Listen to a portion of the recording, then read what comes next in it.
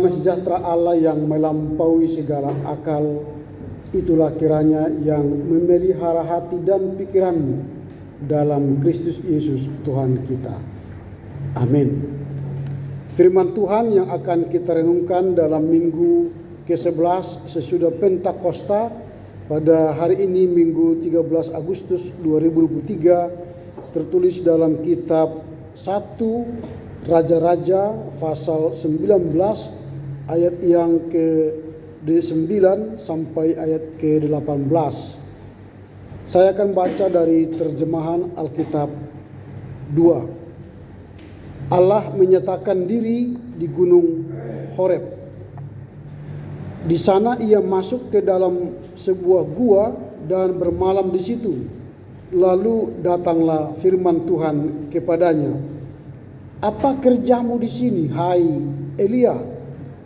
Jawabnya, "Aku sangat giat bekerja bagi Tuhan, Allah semesta alam, karena orang Israel meninggalkan perjanjianmu, merobohkan mesbah-mesbahmu, dan membunuh nabi-nabimu dengan pedang.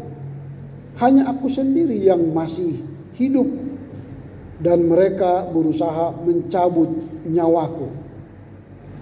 Lalu firman-Nya, "Keluarlah dan berdirilah di atas gunung itu di hadapan Tuhan." Lalu melintaslah Tuhan. Angin besar dan kuat membelah gunung-gunung dan memecahkan bukit-bukit batu, mendahului Tuhan.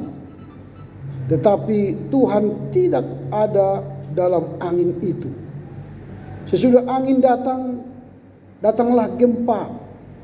Tetapi Tuhan tidak ada dalam gempa itu. Sesudah gempa datanglah api. Tetapi Tuhan tidak ada dalam api itu. Sesudah api itu datanglah suara embusan yang lembut. Ketika Elia mendengarnya, ia menyelubungi mukanya dengan jubahnya, lalu pergi keluar dan berdiri di pintu gua itu. Datanglah suara kepadanya demikian, "Apakah kerjamu di sini, hai Elia?" Jawabnya, "Aku sangat giat bekerja bagi Tuhan, Allah semesta alam, karena orang Israel meninggalkan perjanjianmu, merobohkan mesbah-mesbahmu, dan membunuh nabi-nabimu dengan pedang. Hanya aku sendiri yang masih hidup, dan mereka berusaha mencabut nyawaku." Firman Tuhan kepadanya, "Pergilah, kembalilah ke jalanmu ke padang gurun Damsyik. Sesampainya engkau di sana, engkau harus mengurapi Hazael menjadi raja atas Aram. Engkau harus mengurapi Yehu cucu Nimsi menjadi raja atas Israel, dan Elisa bin Safat dari Abel Mehola menjadi nabi menggantikan engkau. Siapa yang luput dari pedang Hazael akan dibunuh oleh Yehu. Siapa yang luput dari pedang Yehu akan dibunuh oleh Elisa.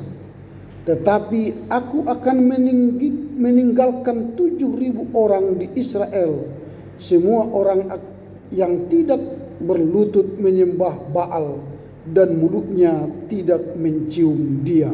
Demikian firman Tuhan. Selamat hari Minggu bagi kita semua. Kita jumpa kembali dalam ibadah Pentakosta yang ke-11 hari ini dengan tema Allah menyatakan diri di Gunung Horeb. Tema ini sangat menarik karena Gunung Horeb adalah sebuah gunung yang sangat penting dalam sejarah perjalanan kehidupan beriman orang Israel. Gunung Horeb ini disebut juga dengan Gunung Sinai.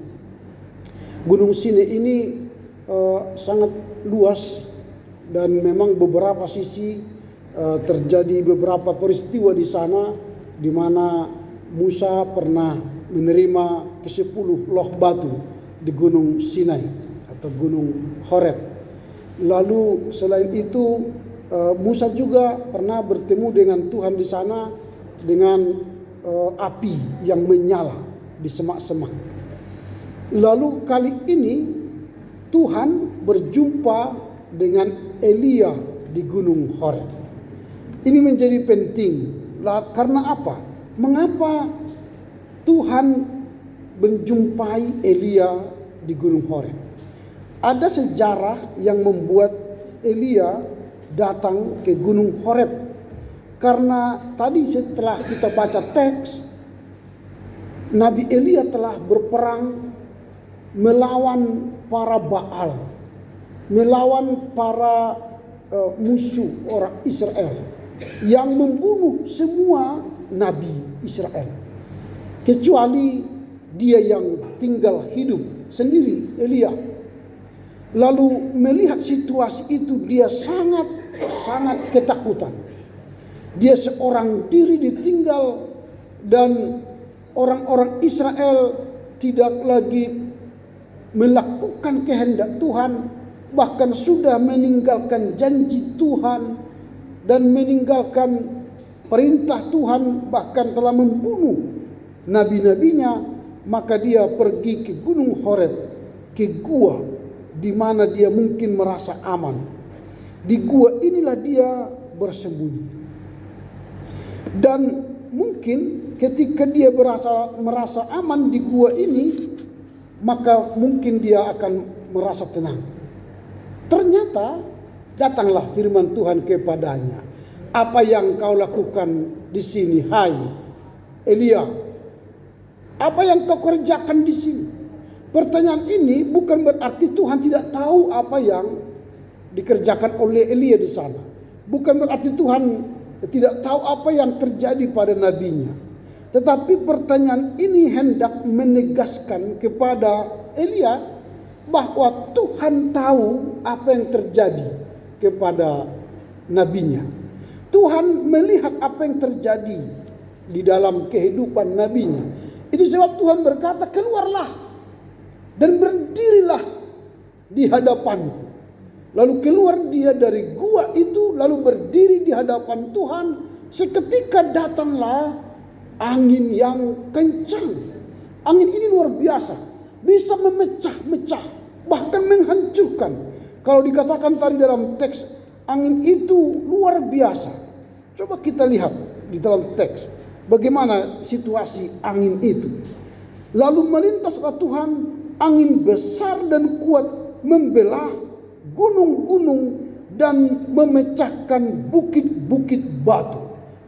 Ini keren. Kalau seandainya kita melihat ini, kita pun pasti gemetar. Ada angin yang mampu membelah gunung-gunung. Seandainya misalnya kita lihat ini, ada datang angin langsung membelah gunung Sibayak. Luar biasa kan? Atau Semar Jarunjung. Atau Sibulu Buali kalau di Sepirok. Atau gunung apa lagi? Banyak gunung di sini kan?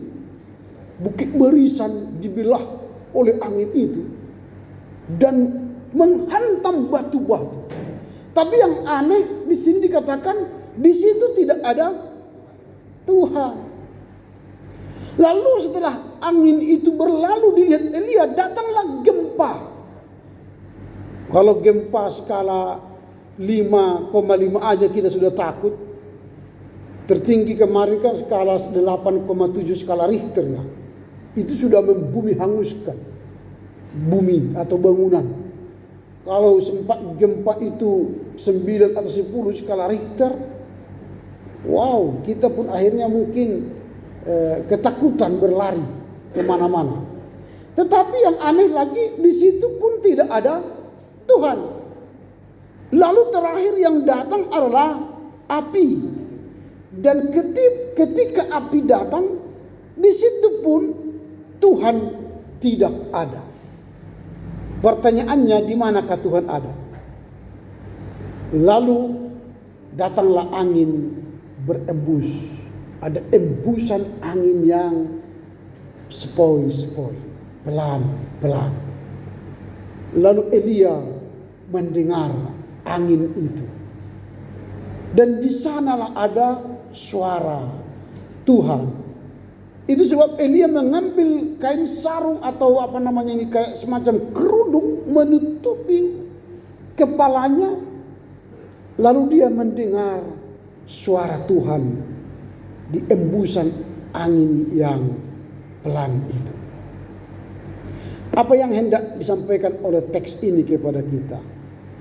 Bahwa Tuhan menampakkan diri tidak hanya melalui peristiwa-peristiwa yang wow, yang luar biasa, atau melalui peristiwa-peristiwa yang di luar daya nalar kita.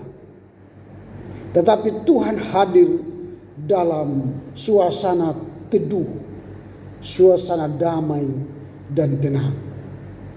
Jadi jangan kita berharap biarlah ada gempa bumi, hujan puting beliung, dan gempa baru kita mendengar Tuhan bersuara kepada kita. Atau kalau kita bahasakan sekarang ini, jangan kita tunggu malapetaka datang kepada kita baru kita mendengar suara Tuhan. Dengan embusan angin sepoi-sepoi Tuhan berfirman kepada kita. Kalau pada ibadah-ibadah seperti ini ada embusan angin sepoi-sepoi, dengarlah suara Tuhan. Jangan ngantuk kan itu. Jangan ngantuk. Dengarlah suara Tuhan. Ini. Kalau sempat Tuhan bersuara dengan angin yang membelah gunung, datang angin di belah ruko ini, gereja ini, hancurlah kita. Kemana kita lari?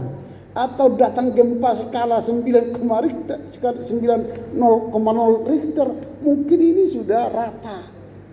Kemana kita? Enggak sempat berlari ke sana, ke pintu sana, langsung rata. Kalau datang api, ya enggak sempat pula kita lari. Kalau api itu langsung gitu kan, membakar kita hangus. Nah, untunglah Tuhan tidak datang melalui itu, sehingga kita tidak mati. Tetapi dia datang dengan embusan angin yang sepoi-sepoi. Jadi walaupun ada AC yang sepoi-sepoi, nikmatilah. Tuhan sedang berfirman kepada kita. Hai GMI Anugerah, apa kerjamu di situ? Apa jawaban kita? Ini harus kita katakan, kami sedang giat-giatnya mengerjakan pekerjaan Tuhan. Itu. Jadi kita sedang bekerja, giat melakukan pekerjaan Tuhan. Itu jawaban respon daripada Elia. Ketika Tuhan berkata, hai Elia, apa yang kau kerjakan di situ? Lalu dia menjawab dalam ayat 10 dan ayat 14. Kita baca bersama. Ayat 10. Ayat 10 entah dalam terjemahan yang baru 1 dan terjemahan baru 2 terserah. Kita baca bersama ayat 10. 3, 2, ya. Aku sangat giat bekerja bagi Tuhan, Allah semesta alam. Karena orang Israel meninggalkan perjanjianmu, merobohkan mesbah-mesbahmu, dan membunuh nabi-nabimu dengan pedang. Hanya aku sendiri yang masih hidup, dan mereka berusaha mencabut nyawa. Inilah respon daripada Elia. Ketika Tuhan datang dengan suara atau embusan angin yang sepoi-sepoi, Elia berespon perjumpaannya dengan Tuhan. Apa respon Elia?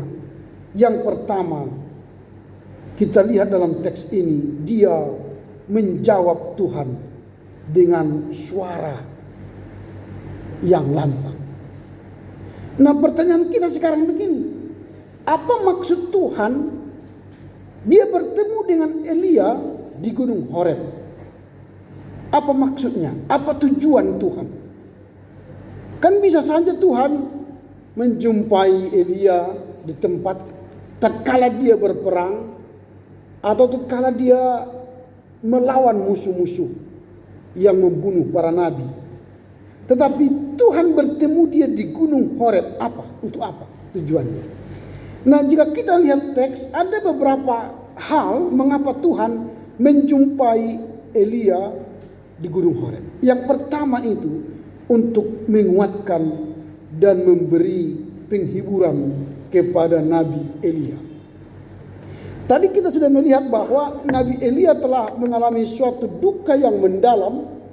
Selain para nabi telah mati dibunuh, orang Israel pun telah meninggalkan perjanjian dengan Tuhan. Bahkan merobohkan mesbah Tuhan.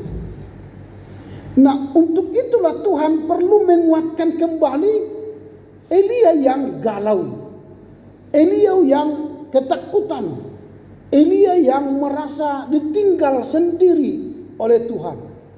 Maka Tuhan datang menjumpainya, menguatkan dan menghibur Elia. Itu yang pertama. Yang kedua, maksud Tuhan datang menjumpai Elia ke Gunung Horeb ialah Allah hendak memberi arahan dan petunjuk kepada Elia. Nah, kalau tidak kita dengar tadi dialognya, apa yang kau kerjakan? Pertama kali Tuhan bertanya kepada Elia, lalu Tuhan mengatakan, keluarlah, berdirilah di depan gua itu. Lalu kemudian pertanyaan yang kedua di ayat 14, perintah Tuhan kepadanya ialah pergilah. Untuk apa? Untuk mengangkat raja. Ada raja Hazael tadi, ada raja Yehu. Bahkan mengangkat nabi yang baru untuk menggantikannya, yaitu Nabi Elisa. Ini berarti tujuan yang kedua perjumpaan Tuhan dengan Elia di Gunung Horeb ialah untuk memberikan petunjuk kepada Nabi Elia. Apa langkah selanjutnya? Dalam hidup kita mungkin bisa saja seperti ini. Kita mengalami persoalan duka atau persoalan kehidupan atau kerumitan dalam hidup atau dalam pekerjaan. Lalu kita mendengar Tuhan, suara Tuhan, maka Tuhan akan berkata, wahai warga jemaat GMI Anugerah, berdirilah dan pergilah, lakukanlah bla bla bla bla. Apa yang hendak kita kerjakan di GMI ini nanti dalam rapat majelis, tentu itu akan berbicara soal apa dan bagaimana program kita ke depan. Apakah terjadi pengangkatan raja, pengangkatan nabi baru? Apakah akan terjadi program-program yang mengembangkan GMI Anugerah? Itu nanti tergantung bagaimana rapat itu. Artinya Tuhan memberi petunjuk kepada kita jika kita mau mendengar suaranya. Itu yang kedua. Yang ketiga, untuk menunjukkan kemahabesaran Allah. Bagaimana Allah menunjukkan di depan mata Nabi Elia angin yang membelah gunung, gempa yang dahsyat dan api yang menghanguskan. Ini kemahabesaran Allah, sehingga Elia sadar bahwa dirinya adalah hamba yang tidak punya apa-apa, tidak punya kemampuan apa-apa, tapi Allah itu maha besar, mampu melakukan segala perkara yang bisa membuat dia tenang menghadapi persoalannya. Dalam hidup kita pun bisa saja Allah berperkara, melakukan mujizat-mujizat dalam kehidupan kita, di luar daya nalar manusia kita. Melihat fakta-fakta itu, sehingga kita sadar bahwa kita tidak ada apa-apanya di hadapan Allah. Itu yang ketiga. Allah hendak menunjukkan kemahakuasaannya, kemahabesarannya di hadapan Elia. Yang keempat, yang kelima, Allah menunjukkan relasi pribadi Allah dengan Nabi Elia. Relasi, dialog antara Elia dengan Tuhan di Gunung Horeb, itu menunjukkan relasi yang akrab dengan Elia. Jadi kalau kita punya relasi yang baik, yang akrab, yang intim dengan Tuhan, maka Tuhan akan mengarahkan langkah hidup kita, akan menunjukkan jalan-jalan yang akan kita tempuh di dalam kehidupan kita. Itu yang kelima. Ini menjadi pertanyaan kita.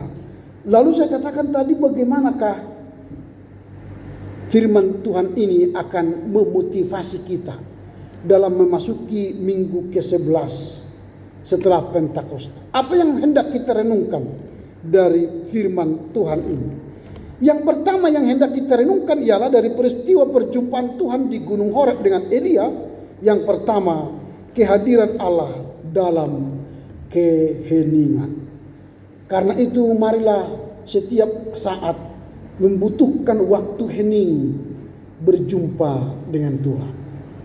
Terkadang begini saya renungkan ya, di dalam ibadah tadi worship leader mengatakan mari kita bersaat teduh, mengambil waktu hening sejenak untuk memulai ibadah ini.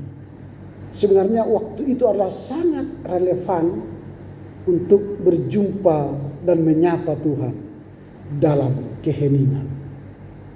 Tapi terkadang ada begini pengalaman kami ketika di gereja-gereja beribadah ya. Ada sintua atau penatua mengatakan, marilah kita saat teduh memulai ibadah ini. Saat teduh dimulai. Tapi dia bukan ikut saat teduh. Orang lain yang saat teduh, dia tidak saat teduh. Itu kan keanehan itu menurut saya. Kalau kita menyuruh orang saat teduh, ikutlah kita saat teduh. Karena kita hendak berjumpa dengan dan mendengar suara itu. Jadi ini yang penting. Jadi kalau kita, lalu MC mengatakan pertolongan kita ada di dalam nama Tuhan. Lalu ibadah ini dihadiri Tuhan. Pertanyaan kita sering, di mana Tuhan itu hadir di dalam ibadah kita? Kalau tadi di Gunung Horeb hadir Tuhan bersama Elia. Dalam ibadah minggu di mana posisi Tuhan hadir? Di mana?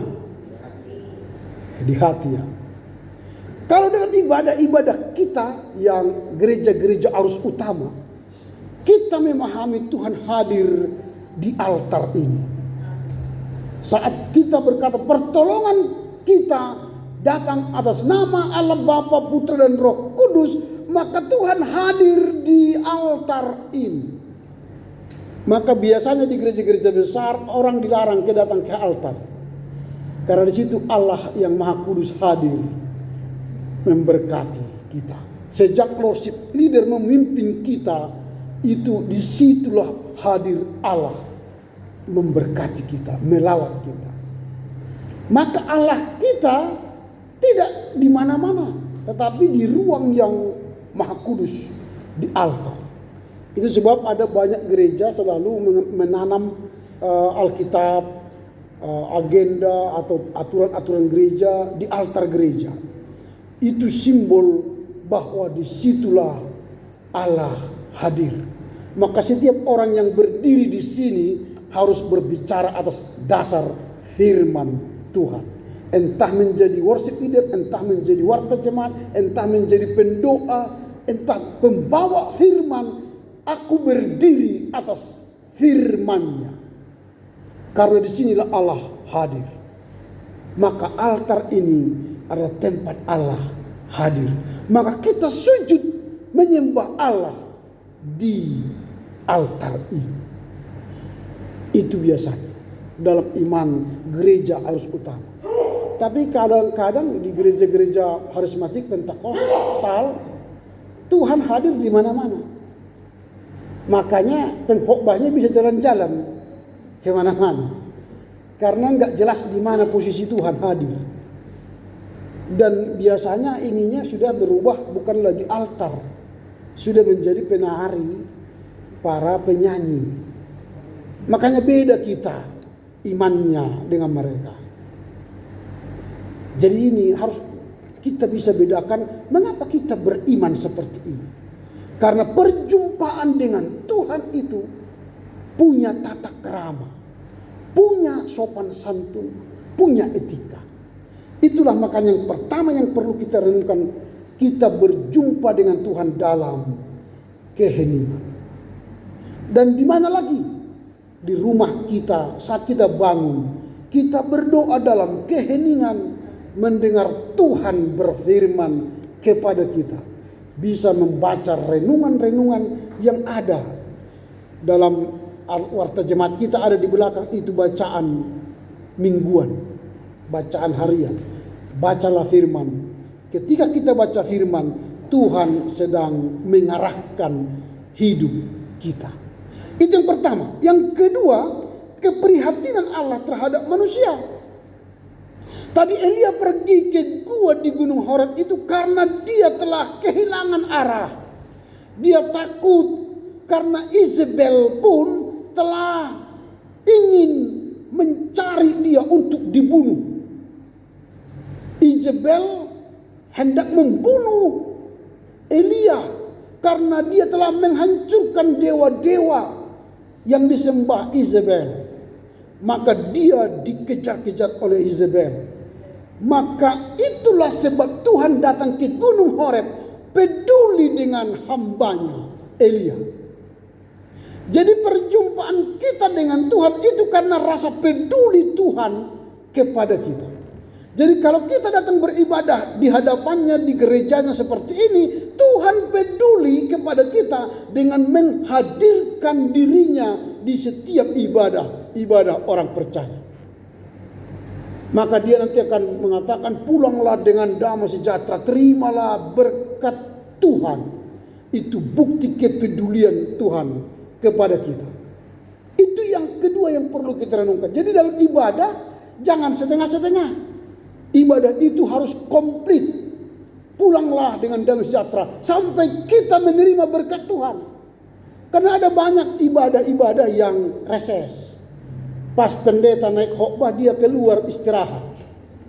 Merokok di luar sana. Pergi dia minum kopi ke warung tetangga. Lalu setelah amin kata pendeta, dia masuk ke gereja hanya untuk memberi persembahan yang ketiga. Kalau saya dulu di Pangkalan Berandan seperti itu, saya suruh pulang mereka. Pas amin mereka datang, stop, sintua tolong suruh usir keluar mereka yang merokok tadi. Saya suruh keluar. Saya tidak butuh persembahan mereka itu. Karena ibadah itu harus komplit. Jangan setengah-setengah. Jangan ada main-main dalam ibadah. Karena kita sedang bertemu dengan Tuhan yang maha besar, yang maha kuasa, yang peduli dengan kita. Masa kita tidak peduli dengan Tuhan yang hendak memberkati hidup kita? Maka seriuslah bertemu dengan Tuhan. Jangan main-main. Itu yang kedua. Yang ketiga, ada keputusasaan, ada harapan. Nabi Elia putus asa, tetapi Allah memberi harapan.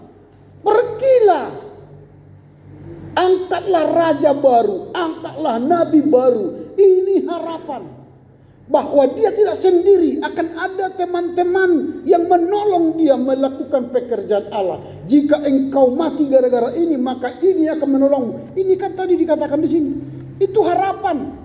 Kalau kita baca ayat yang ke-19, ayat yang ke-16. Engkau juga harus mengurapi Yehu, ayat 17. Siapa yang luput dari pedang Hazael akan dibunuh oleh Yehu. Siapa yang luput dari pedang Yehu akan dibunuh oleh Elisa. Ini ada si kuat baru yang menolong Elisa melawan orang-orang yang tidak lagi menyembah Allah Israel. Ini yang berikut, ada harapan baru. Lalu yang keempat, tanggung jawab dalam tugas Allah. Jadi setiap ada ibadah, setiap ada pertemuan dengan Tuhan, ada tanggung jawab baru. Ketika Allah bertemu dengan Elia di Gunung Horeb, ada tanggung jawab baru yang diberikan Tuhan kepada Elia. Pergilah, lakukanlah A, B, C. Jadi setiap datang beribadah seperti ini, ada tanggung jawab baru kita. Melakukan kehendak Tuhan. Jadi jangan setelah pulang dari ibadah ini, selesailah tugas kita. Tidak. Kalau tidak datang suami kita, ceritakan kepada suami kita. Tidak datang istri kita, ceritakan kepada istri kita. Tidak datang anak kita, ceritakan kepada anak kita. Supaya apa? Firman ini tidak berhenti padaku, tapi firman ini sampai kepada orang-orang di sekitar kita. Kalau bisa ke tetangga kita, kalau bisa ke teman-teman sekantor kita. Ini tanggung jawab.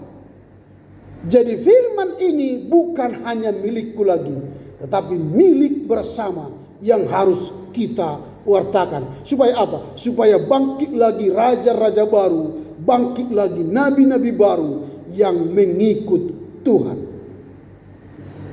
Itu yang keempat, yang terakhir, penghiburan dalam kesulitan. Jadi Nabi Elia yang mengalami kesulitan, Tuhan datang menghibur Nabi Elia. Jadi kalaupun kita mengalami kesulitan sekarang, Tuhan datang menghibur, menguatkan kita. Tadi Amang Panggabean mengatakan, aku begini Amang, sudah mulai lemas-lemas tubuhku, sudah kujaga kesehatan. Dari mana lagi energi, kira-kira begitu. Nah ini kan sebuah ketakutan, keraguan, karena kondisi Amang ini mulai mungkin melemah. Sehingga Amang ini mengatakan tadi, saya sudah kurangi kegiatan, seharusnya saya harus ke Nias, saya tidak lagi ke Nias. Nah ini, jadi bagaimana kita menghadapi kesulitan seperti itu? Maka Tuhan datang menguatkan kita kembali, akan menguatkan Amang Panggabean kembali, bahwa Tuhan akan menolong, memberi kekuatan melalui makanan minuman yang dikonsumsi, sehingga tubuh kita semakin sehat.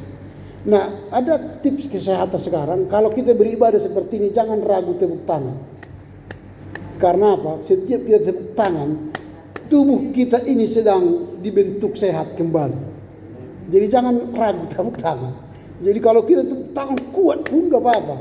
Kalau menurut teori kesehatan, supaya darah kita beredar dengan baik, maunya kita tepuk tangan minimal 25 kali sehari. Setiap hari 25 kali. Atau ganti gini, 25 kali. Ganti ini. Maka tubuh kita akan sehat. Mengalirkan metabolisme yang baik kembali. Jadi ketika datang ke GMI disuruh tepuk tangan oleh worship leader, jangan ragu tepuk tangan. Jadi jangan gini-gini. Kalau gini-gini kan nggak mengalir darah yang sehat. Tepuk tanganlah dengan benar-benar bertepuk tangan. Karena itu Tuhan akan mengalirkan kekuatan baru kepada kita saat kita beribadah kepada-Nya. Ini yang penting bagi kita. Karena itu yakinlah bahwa dalam kesulitan kita, dalam kelemahan kita, Tuhan datang menguatkan kita. Tuhan Yesus memberkati. Amin, kita berdoa. Terima kasih Bapa, firman-Mu kami dengar kembali. Kami membahas bagaimana Allah menyatakan diri di Gunung Horeb kepada Nabi Elia. Ada banyak pelajaran yang kami renungkan. Boleh kami petik dari firman yang Engkau sampaikan kepada kami. Kami belajar bahwa Allah hadir dalam keheningan, bahwa Tuhan peduli dan prihatin terhadap kami manusia.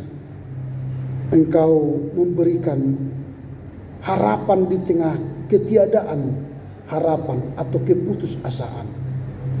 Tuhan mengajarkan kami tanggung jawab baru tatkala Tuhan bertemu dengan kami. Bahkan Tuhan menghibur kami di tatkala kami menghadapi kesulitan. Terima kasih Bapa. Sama seperti Nabi Elia, dia kembali pulih, dia kembali bersemangat melayani Engkau. Karena akan ada banyak orang yang akan Tuhan angkat dan bangkitkan kembali menjadi raja, menjadi nabi, menjadi pelayan-pelayan-Mu yang akan melanjutkan tugas panggilan kami di dunia ini. Terima kasih Bapa, mampukan kami memahami, mengerti firman-Mu dan melakukannya dalam kehidupan kami sehari-hari. Dalam Kristus kami berdoa. Amin.